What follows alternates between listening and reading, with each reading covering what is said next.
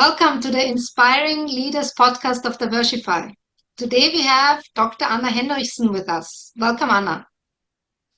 Thank you, Sylvia, for having me. Looking forward to our conversation. So I'll briefly introduce Anna for those who don't know her yet. She's a native of Darmstadt, Germany, and is a Lily fan and a tennis player. She's also an international speaker, and she has experience in Australia, South Korea, and she's a communication scientist, certified investor relations officer, expert in sustainable finance, and holds a doctorate in economics. So she's also the mom of 3 and has a strong project management in her private life. She has many years of experience in financial and corporate communications for companies in consulting. She has been passionate about investor relations since accompanying the SMA IPO. On the advisory side, she has worked with M&A, IPO, and restructuring mandates. Her sector of expertise include renewable energy, photovoltaics, automotive, financial services, medical technology. In the ESG area, she helps companies prepare for the CSRD reporting requirements.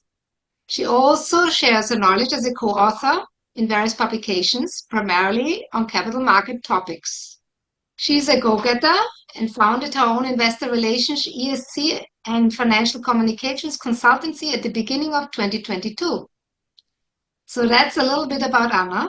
But now we want to hear from you directly.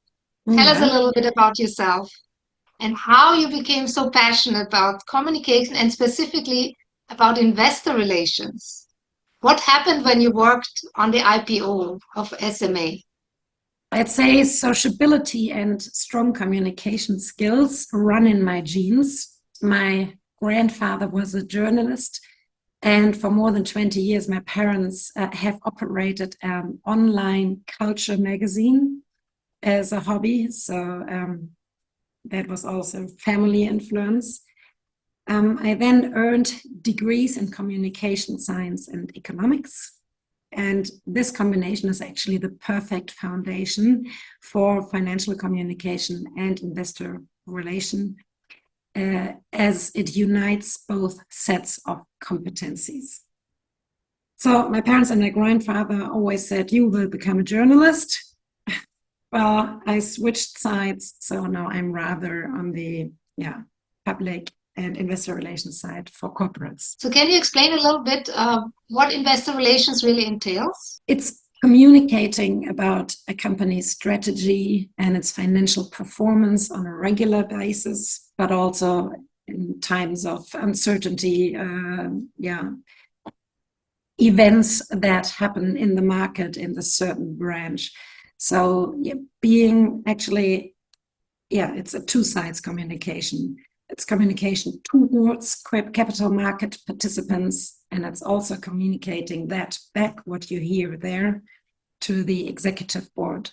So it goes basically in both directions. And I think it's a challenge to do that job because you need to know your company very deeply and very well, because investors and research analysts ask questions on all areas of the company that you can think of, on sales strategy, as well as the numbers on the balance sheet, as well as strategic progress with ESG initiatives. And you have to be firm in nearly everything, or at least you have to know who you have to call internally to get that information and provide it to that investor. And it's very international. Every day can be different, and that's what I love about that job. Wonderful. So in terms of the IPO, so what was your role when you took on this job to support the IPO process? Well, basically, I came into the field of investor relations more or less by chance. The former CFO recruited me from another position and brought me to SMA Solar. And in the beginning, I had no clue what I was meant to do there because it was kept as a secret. And only when I decided to accept the offer as being executive assistant to the management board, they said, well, and this will be your job. we're preparing the IPO for the company. It will happen in 1 year from now, and you will be the project lead here. So I did everything from data room due diligence process with banks, drafting of the prospectus in the end up to the IPO roadshow with the top management. And then we were listed. It was a very successful IPO shortly before the financial crisis in 2008, like really literally only a couple of weeks. And once being listed, the company needed IR officer. And that's how I developed into the position. And the German Association for Investor Relations offers a certain certification program. And that is the Certified Investor Relations Officer, where you learn, parallel to your job, basics about capital markets law, about communication techniques, about valuation, all the areas that you should be well acquainted with. So that's a very unusual kind of career in a certain way. And I'm curious, so you had certain milestones that brought you in that direction, or was it something that just happened by chance? Well, how I met that former CFO was, you can say by chance, but it was another milestone of my life. After university, I started living and working in Asia, in Seoul, in South Korea. And I worked for the Chamber of Commerce, for the Korean-German Chamber. And there you have certain delegations, politicians, and people from corporate representatives. And one of these trips, you meet a lot of interesting people. And I did that same job afterwards for the state of Hessen in Germany. And on one of these trips that I was in charge for, that CFO took part. And as we were on a trip to Brazil and Chile, on the topic of renewable energies, back in that time, very new, promising field. We traveled together. He was part of my delegation, so to say. And that's where he approached me and said, well, I observed you. I need someone like you for a very important project. And that's how it all started. And to be honest, I had studied economics at university, but you're not getting taught how to operate an IPO on the company side. So I had no clue in the beginning what to do. But from 1 week to the next, you got familiar with the topics, and then you just do what you have to do. And it was very successful. But in the beginning, it was a bit overwhelming, to be honest. So my former CFO, he was formerly an investment banker. So he was, he was very deep into these topics. But to me, it was pretty new. But it was a great chance. And that's how I came into the field of investor relations that I hadn't really heard of before. And back then, 2008, 2009, there were only very few women. Today, it's different. But back then, it was very male dominated. And that was definitely, so living and working in Asia and that path with politics and Chamber of Commerce, meeting people like him, that was the opportunity I only had because I did this job, led me to the SMA, Investor Relations. And I would say after that, third milestone for me was successfully completing my PhD in the field of corporate finance. I did that after the time at SMA. And I did it. It was a choice. Why would you go back to university? Well, I got my 3 boys during that time. So I had 4 projects at a time, 3 kids and the PhD, which maybe illustrates that it was really a challenge, an intellectual challenge and a challenge, a test of my discipline. Actually, that was my next question. What was the biggest challenge that you have faced, and how did it make you grow? So was it more the kids, or was it more the job? Probably the combination of doing it in parallel. Having only the kids is already demanding, but doing the PhD in parallel was a great challenge. But also the IPO, as I said, was a very intense time, no doubt. And yeah, I'd say after that, I joined a global advisory firm, and that was another challenge, coming from university back to a very well-known global firm, working with very smart and experienced people. Was another huge change in my life, but a great time. And finally, I'd say, talking about challenge, it was the leap into entrepreneurship after nearly 20 years of being employed that I did 2022. And yeah, life has always been changing and always putting new challenges on the table. So plenty of challenges, and they all made you grow and become the person who you are today. That's true. So we are grateful that you are available to speak with me, and also you had a masterclass with our Divershefy Global Leader Certification Program. Thank you for doing that. It was on authentic communication. Mm-hmm. And my question now is, what would be the most important message that you have for women who are mid to senior level, who aspire for global leadership roles in terms of this topic of authentic communication? What would you tell somebody who's listening to this podcast? What is it that is most important, you feel, in regards to authentically communicating?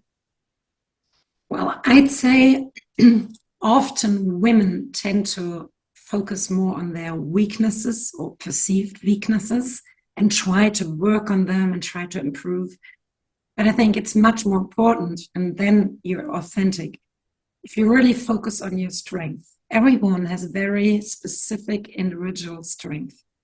So focus on them, try to make them even stronger, build on them, believe in yourself as you are.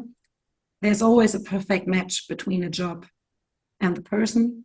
If it's not a perfect match at the moment, maybe think of changing into another role. But I think there are these perfect fits. So believe in yourself, focus on your strength. And also, when I thought about this podcast earlier, another question was, where did you grow the most? And when I look back, I think most of the challenges I faced were the ones where others entrusted me before I even trusted myself with them. So I would like to give that advice: jump into the deep end and try to manage it. Because if you only accept tasks that you feel 100% comfortable with, you can't grow. So for example, the former CFO, at one time I was in, 28, 29, he said, well, the next roadshow to investors in Europe, you will do by yourself. I said, no, I can't do this. Because I was always with the CEO or the CFO. I said, well, you can do that. You know everything about the company. You've done, that was the advantage with the IPO. If you find all the data for a data room, you've seen every document. You've been very, very deep into your stuff. Well, and I was quite nervous for that one first roadshow to Lugano. I remember it. But it was very successful. And from then on, I was looking forward to it and continued to do so. And that was a very good example for, you think you're not experienced enough, or you're too young, but that are the tasks where you grow, those where you think you're not ready yet. And Absolutely. Sometimes other people see more than you see. If they trust in you, you can do it. Wonderful advice. I completely subscribe to that. I think that makes a lot of sense. And unfortunately, we find again and again that women are very hesitant applying for a job unless they have 100% qualification. And men apply when they have 50% qualification. And they say, if I get the job, then they trust me, I can learn the other 50%. And women don't. Yeah. They just are so afraid. Even if they have 70%, they would say, no, but this 30% I don't have. I agree. So I think And this even is today, I think the most tasks in your working life, many of them are completely new. And you always have to think about, okay, this is a new problem because times are changing, Yes. Always topics can occur that you haven't handled yet. But if you think about it pragmatically, basically make a thorough analysis, you can solve pretty much any issue. So, it's daily business to have new tasks. So you can be brave enough to say, you can do it. Right. Wonderful. So, what is the next chapter for you? How can you help companies or individuals? What is it that you're passionate about? What do you want to do in the next 5 to 10 years? Well, I've started my business and have done a pretty wide range of tasks so far for clients, because that's a bit similar to our earlier question. Also, clients call me and ask me, I have that issue, can you help me? And maybe exactly that task was on my list, on my offer list. I said, well, yeah, I've done similar things. I'm sure I can help you. And then we work on it together. So typically people get me in if they have a complex project and they want to get it done. I would say that's a bit my mentality, the sleeves up. I help you to get it done in time and budget. And these project-related tasks, actually, I love the most. I was now involved in a smaller M&A project, which was really exciting, and where I had a deep dive and could really make a very valuable contribution to the process, focusing on the communication side with such a transaction. But that was a very exciting project. So I love transactions, restructuring. I love projects in that area, but also in the sustainability area.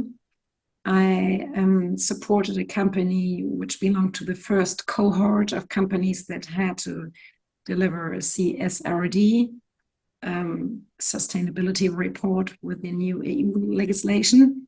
Unfortunately, when we were nearly done in December, it became apparent that the German government had not actually passed a national law.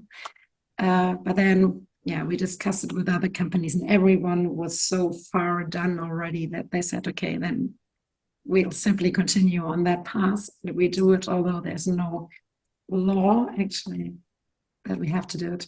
That was another example for something new. It was new for everyone, and we all had to bite us through all the standards.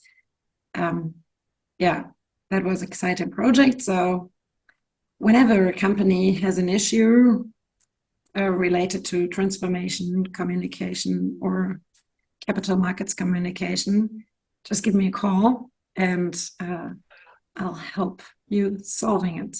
Let's discuss. Wonderful. Thank you. One last question is, are you open to be on advisory boards of companies also? Sure, totally. I'd love to be on the advisory board. I've heard that women have better chances today.